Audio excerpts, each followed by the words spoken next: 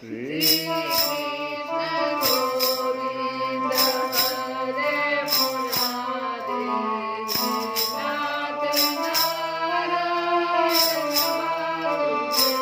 Vasudeva Shri Krishna Govinda Hare Murari Nath Narayan Vasudeva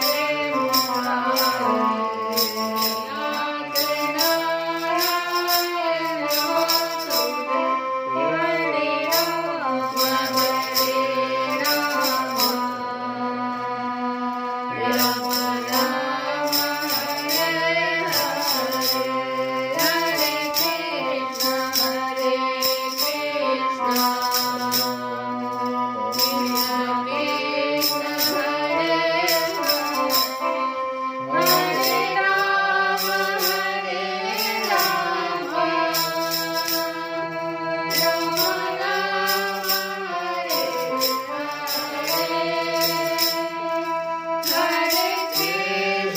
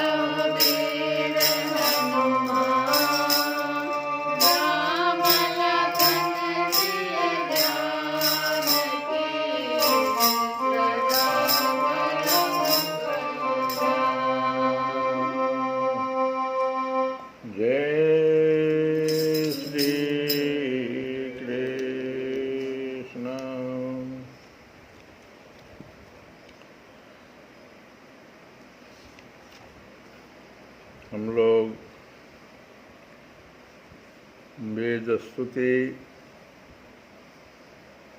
को सुन रहे हैं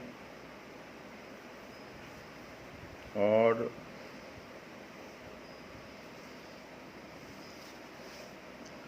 कुछ जो बातें, कुछ प्रश्न जो कहो, जो अभी तक हम लोग समझे हैं, वो ये है कि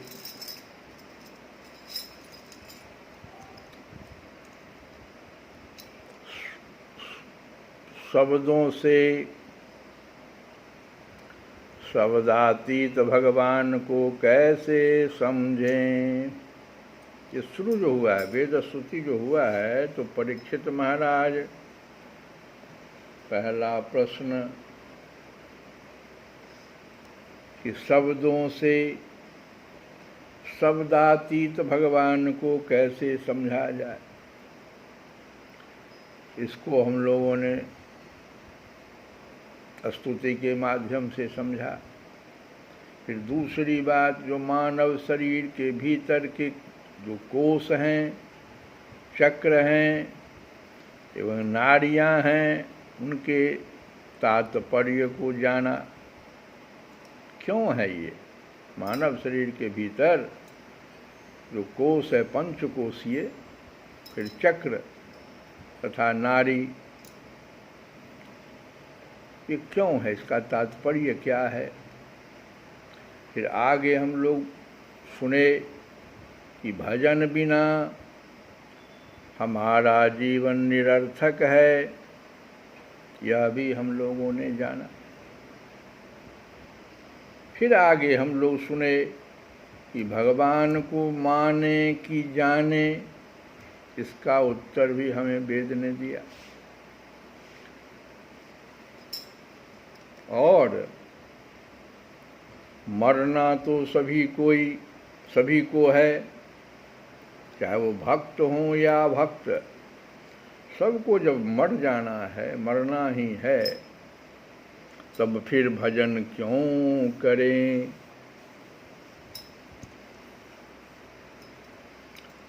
एवं महापुरुषों के विलक्षण महिमा को भी हम लोगों ने सुना।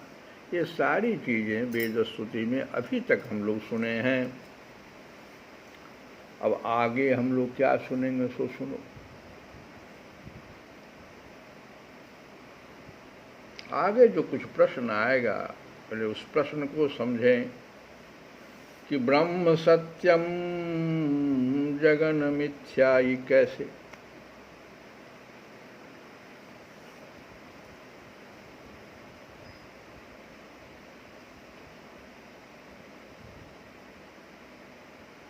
दूसरी बात,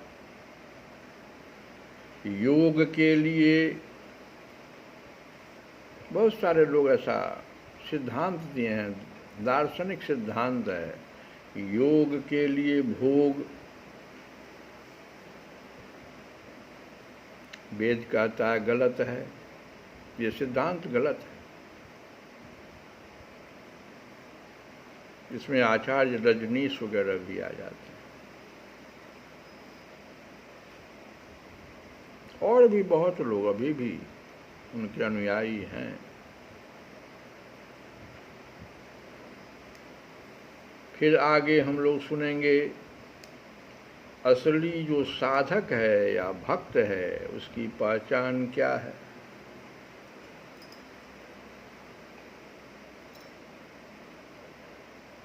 और फिर सुनेंगे कि लोगों को रिझाने या धन कमाने के लिए जो लोग भागवत कथा का अवलंबन लेते हैं, उनको किस प्रकार का भय सताता रहता है।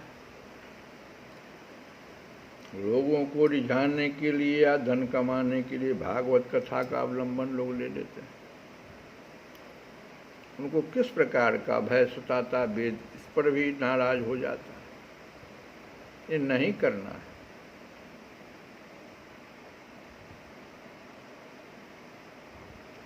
और क्या सिद्ध भक्त की तरह साधक भक्त भी, वो हुआ सिद्ध भक्त, है वो साधना के मार्ग में अभी चला है, तो क्या सिद्ध भक्त की तरह साधक भक्त भी सुख दुख से अतीत मोक्ष प्राप्त कर सकता है? तो इतने प्रश्नों का उत्तर आज की कथा में हम लोग समझेंगे।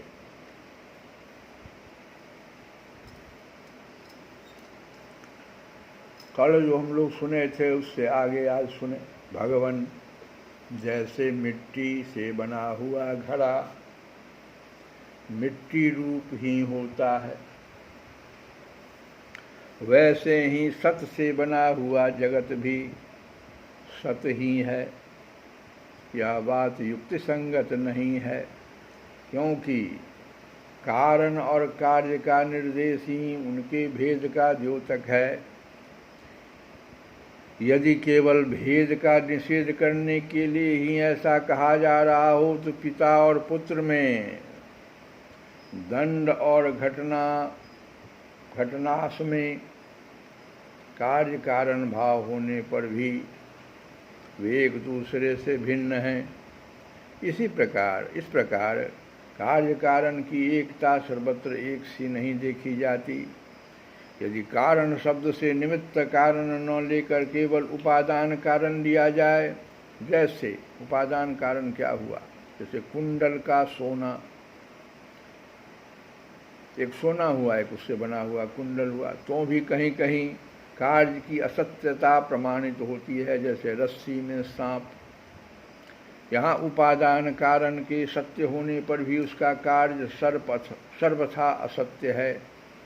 यदि यह कहा जाए कि प्रतीत होने वाला सर्प का उपादान कारण केवल रस्सी नहीं है, उसके साथ अविद्या का, भ्रम का शास्त्र बंधन मेल भी है, तो यह समझना चाहिए कि अविद्या और सत वस्तु के संयोग से ही इस जगत की उत्पत्ति हुई है। इसलिए जैसे रस्सी में प्रतीत होने वाला सर्प मिथ्या है, वैसे ही सत वस्तु में अविद्या के संयोग से प्रतीत होने वाला नाम रूपात्मक जगत भी मिथ्या है। यदि केवल व्यवहार की सिद्धि के लिए ही जगत की सत्ताभिष्ट हो तो उसमें कोई आपत्ति नहीं, क्योंकि वह पारमार्थिक सत्य न होकर केवल व्यवहारिक सत्य है। यह भ्रम व्यवहारिक जगत में माने हुए काल की दृष्टि से अनादि है, और अज्ञानी जन बिना विचार किए पूर्व के भ्रम से प्रेरित होकर अंध परंपरा से इसे मानते चले आ रहे हैं।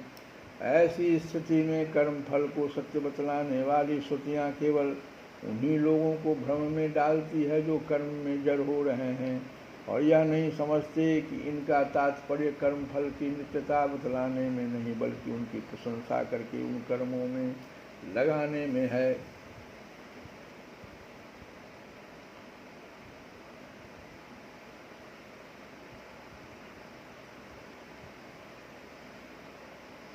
झूठा सोना बाजार में चल जाने पर भी सत्य नहीं हो जाता।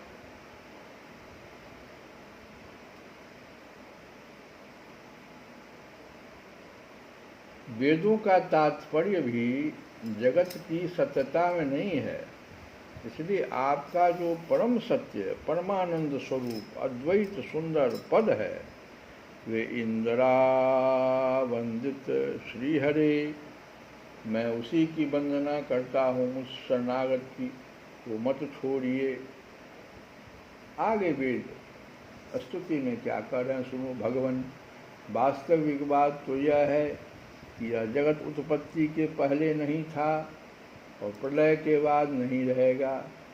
इससे यह सिद्ध होता है कि यह बीच में भी एक रस परमात्मा में मिथ्या ही प्रतीत हो रहा है। इसी से हम श्रुतियाँ इस जगत का वर्णन ऐसी उपमा देकर करती हैं जैसे मिट्टी में घड़ा, लोहे में शस्त्र और सोने में कुंडल आदि नाम मात्र है। वास्तव में मिट्टी, लोहा और सोना ही है। वैसे ही परमात्मा में वर्णित जगत नाम मात्र है, सर्वथा मिथ्या और मन की कल्पना है। इसे ना समझ मूर्ख ही सत्य मानते हैं।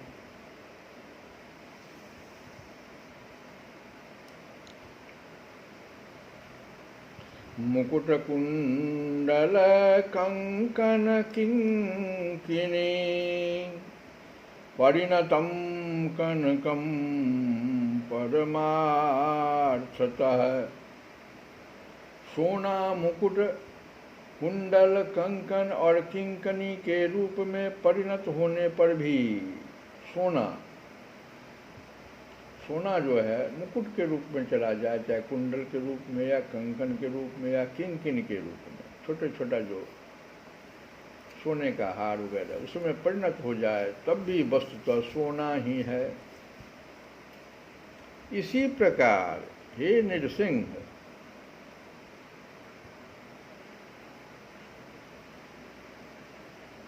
महत तत्व से अहंकार और आकाश, वायु आदि के रूप में उपलब्ध होने वाला यह संपूर्ण जगत वस्तुतः आपसे भिन्न नहीं है। हे भगवान, जब जीव माया से मोहित होकर अविद्या को अपना लेता है, उस समय उसके स्वरूप भूत आनंद आदि गुण ढक जाते हैं। वह गुणजन्य वृत्तियों, इंद्रियों और देहों में फंस जाता है तथा उन्हीं को अपना आपा मानकर उनकी सेवा करने लगता है। अब उनकी जन्म मृत्यु में अपनी जन्म मृत्यु मानकर उनके चक्कर में पड़ जाता है। परंतु प्रभु, जैसे सांप अपने केंचुर से कोई संबंध नहीं रखता, उसे छोड़ देता है, वैसे ही आप माया अविद्या से कोई संबंध नहीं रखते, उसे सदा सर्वदा छोड़े रहते हैं। इसी से आपके संपूर्ण ऐश्वर्य सदा सर्वदा आपके साथ रहते हैं। अनिमा आदि अष्ट सिद्धियों से युक्त परमेश्वर्य में आपकी स्थिति है, परम ऐश्वर्य में। इसी से आपका ऐश्वर्य, धर्म, यश, श्री, ज्ञान और वैराग्य अपरिमित है, अनंत है। वह देश, काल और वस्तुओं की सीमा से आबद्ध नहीं है।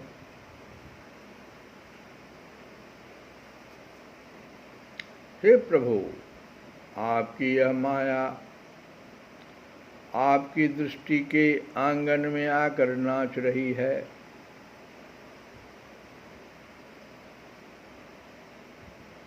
और काल, स्वभाव आदि के द्वारा सत्वगुणी, रजोगुणी और तमोगुणी अनेकानेक भावों का प्रदर्शन कर रही है।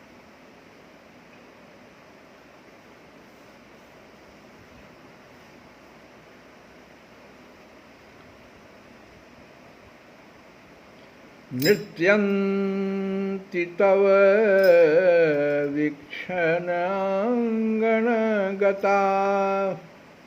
माया नाच रही है आपके आंगन में, आपकी दृष्टि के आगे। हे प्रभु, आपकी यह माया आपकी दृष्टि के आंगन में आकर नाच रही है। नृत्यन्ति तव वीक्षणांगणगता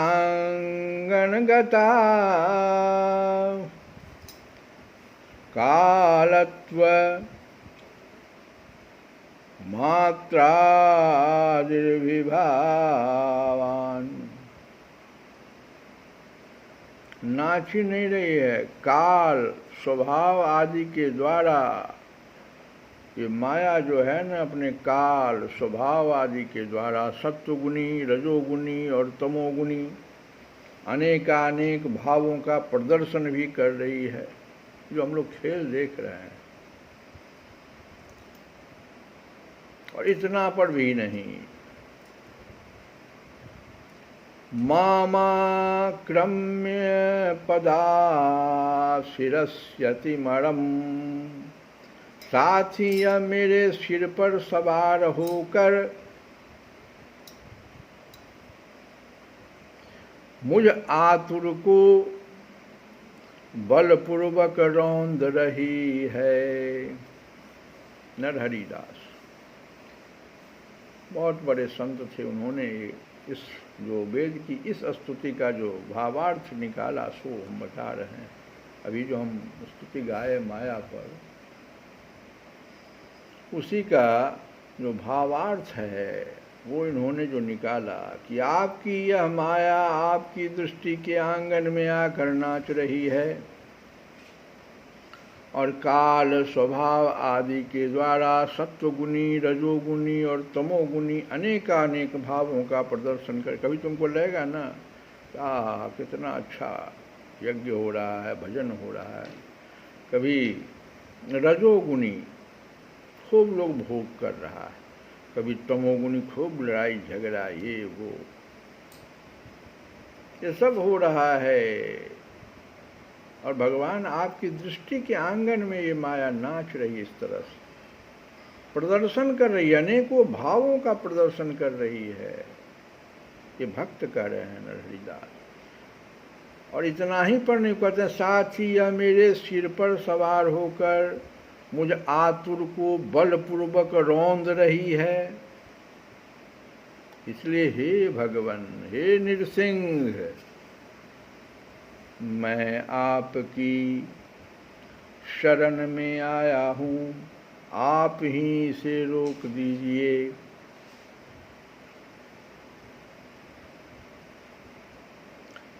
शरणं गतोऽस्मि नृहरे त्वमेव तां वारय।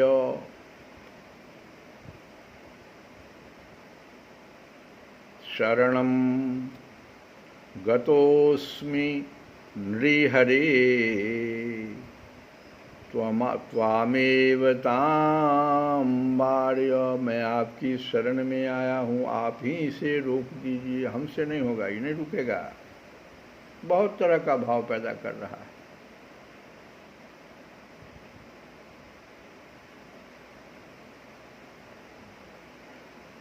तो हम लोग गाए भी थे, माया के मोहक बन की हूँ क्या कहूँ कहानी परदेसी। आगे वेद कह रही, सुनो भगवन, यदि मनुष्य योगी यति होकर भी अपने हृदय की विषय वासनाओं को उखाड़ नहीं फेंकते, तो उन असाधकों के लिए आप हृदय में रहने पर भी वैसे ही दुर्लभ हैं जैसे कोई अपने गले में मणि पहने हुए हो, परंतु उसकी याद न रहने पर उसे ढूंढता फिरे इधर उधर। देखो ये जो प्रश्न हम उठाए थे ना, कि भागवत कथा का अवलंबन लेकर के धन कमाने जो लगता है, ये तो मणि है ना, मणि को धारण कर लिया, यादें नहीं है उसको जो मणि धारण किए हुए हैं। भगवान, यदि मनुष्य योगी यति होकर, बड़ा बड़ा भागवताचार्य होकर के, योगी यति होकर भी अपने हृदय की विषय वासनाओं को उखाड़ नहीं फेंकते। हाय पैसा, धन कहाँ से आ, कैसे भोग वासना को हम बढ़ा। तो उन असाधकों को, ऐसे लोगों को वेद साधक नहीं कहता है, असाधक घोषित कर दिया। उन असाधकों के लिए आप हृदय में रहने पर भी वैसे ही दुर्लभ हैं। भगवान तो सबके हृदय में है, लेकिन ऐसे व्यक्ति के लिए आप दुर्लभ हो जाते हैं जैसे कोई अपने गले में मणि पहने हुए हो, परंतु उसकी याद न रहने पर उसे ढूंढता फिरे इधर उधर। और जो साधक अपनी इंद्रियों को तृप्त करने में ही लगे रहते हैं, विषयों से विरक्त नहीं होते, उन्हें जीवन भर और जीवन के बाद भी दुख ही दुख भोगना पड़ता। हमने कहा ना, कितने तरह का भय उन्हें सताता है, सो देख लो। जीवन भर दुख और जीवन के बाद भी दुख ही दुख भोगना पड़ता है, क्योंकि वे साधक नहीं हैं। वास्तव में वे साधक हैं ही नहीं, दंभी हैं। उनको अहंकार हो गया है, बहुत बड़े हम ज्ञाता है। एक तो अभी उन्हें मृत्यु से छुटकारा नहीं मिला है, लोगों को रिझाने, धन कमाने आदि के क्लेश उठाने पड़ रहे हैं। हमेशा उनको भय बना रहता है कि अगला कथा में हमको पैसा आएगा कि नहीं आएगा, लोग रिझेंगे कि नहीं खूब, कितना लोग आएंगे कथा में। लोगों को रिझाने, धन कमाने आदि के क्लेश उठाने पड़ रहे हैं, और दूसरे आपका स्वरूप न जानने के कारण अपने धर्म कर्म का उल्लंघन करने से परलोक में नरक आदि प्राप्त होने का भय भी बना ही रहता है। भीतर भीतर तो भय बना रहता है कि हम सब ठग रहे हैं, हमको तो परलोक भी खराब कर लिया हम। और इस पर ही देखो ये नरहरिदास जी कह रहे हैं, सुनो कि हे प्रभो, मैं दंभपूर्ण सन्यास के बहाने लोगों को ठग रहा। सन्यास का रूप पकड़ लिया, सन्यासी का वेशभूषा, बड़ा बड़ा तिलक चंदन। कहते हैं मैं दंभपूर्ण सन्यास के बहाने लोगों को ठग रहा हूँ, एकमात्र भोग की चिंता से ही आतुर हूँ। दंभ संन्यासमिखेन वंचित जनम भोगैक चिंतातुरम। एकमात्र भोग की चिंता से ही आतुर हूँ, भोग ऐक चिंतातुरम। तथा रात दिन नाना प्रकार के उद्योगों की रचना की थकावट से व्याकुल तथा बेसुध हो रहा हूँ। मैं आपकी आज्ञा का उल्लंघन करता हूँ, अज्ञानी हूँ, और अज्ञानी लोगों के द्वारा प्राप्त सम्मान से, एक तो मैं आपकी आज्ञा का उल्लंघन करता रहता हूँ, अज्ञानी हूँ, और अज्ञानी लोगों के द्वारा प्राप्त सम्मान से मैं संत हूँ, ऐसा घमंड कर बैठा हूँ। तो नहीं, हे भगवान, हे दीनानाथ, दीनानाथ दया निधान। सब लोग गाइए, दीनानाथ दया निधान, परमानंद प्रभो पाहि माम। फिर से गाइए, दीनानाथ दया निधान, परमानंद प्रभो पाहि माम, पाहि माम, पाहि माम। हे दीनानाथ दया निधान परमानंद, मेरी रक्षा कीजिए। इस प्रकार का जो हमने कर लिया है, ये हमको घमंड ना आवे। इस कथा गा तो हम भी रहे हैं, इसीलिए हमें इससे रक्षा कीजिए। ये जो है आज की कथा को यहीं विराम देते हुए हम लोग एक भजन गाएंगे भगवान का कि चरण कमल बंदो हरिया, चरण कमल, चरण कमल बंदो हरिया, चरण कमल सूरदास जी का भजन है। चरण कमल बंदो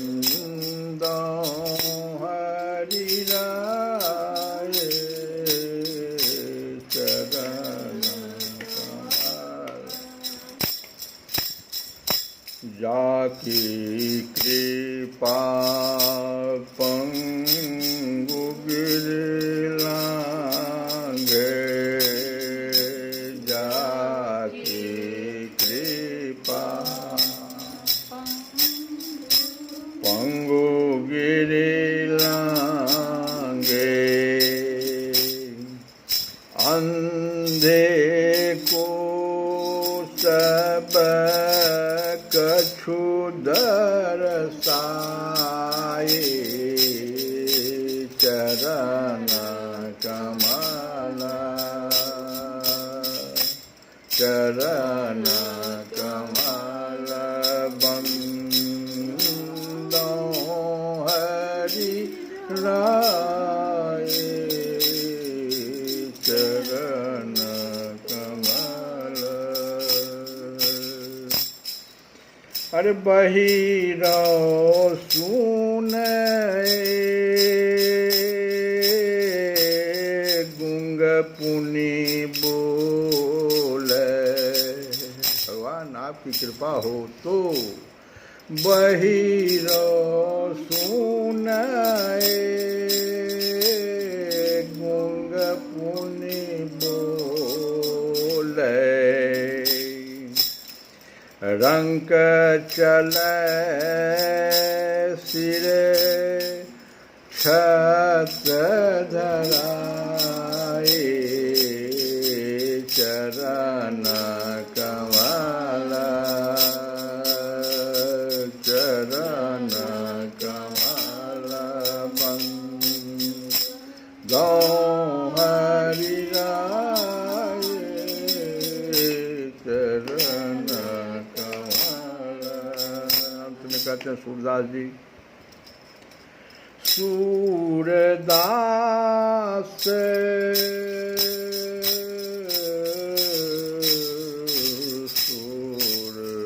सूरदास, अरे सूरदास स्वामी करुणा में, सूरदास स्वामी करुणा में, बार बार बंदों तिहि पाए, चरण कमल,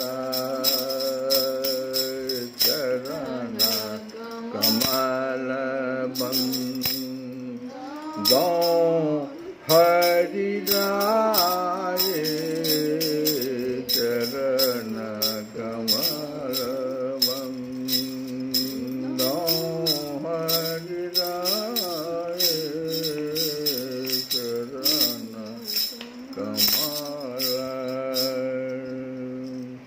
श्री कृष्ण गोविंद हरे मुरारे, हे नाथ नारायण वासुदेव।